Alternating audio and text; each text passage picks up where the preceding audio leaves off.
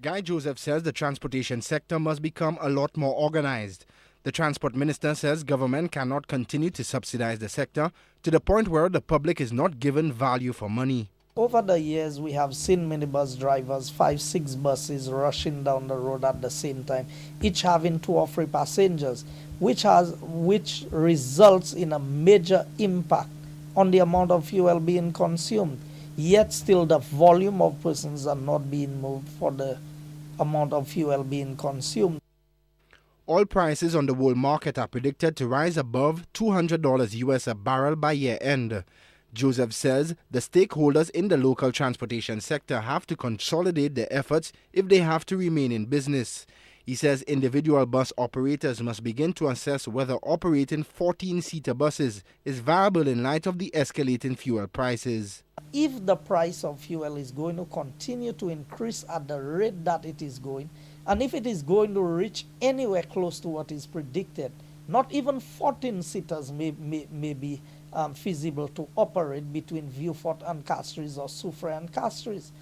Because you look at one of these buses taking 14 passengers and using about the same amount of gas that a 30-seater would use. From Vieux-Fort to Castries, we've doubled the capacity. The transport minister says government has no plans to take over the public transportation sector.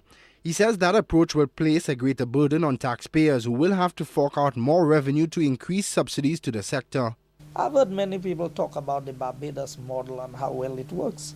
Maybe we should go and find out how much money the Bajan government is subsidizing this transport sector by.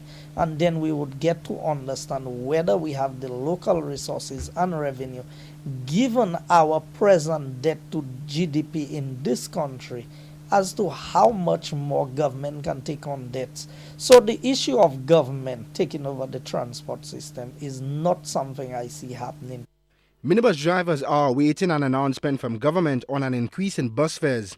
The transport minister says if an increase is granted, it won't necessarily mean that bus drivers will be making more money because consumers will most likely employ cost-cutting initiatives like carpooling. Joseph says the National Council on Public Transport and government must work together to improve the sector in a manner where the public is offered a more efficient service and minibus operators remain in business.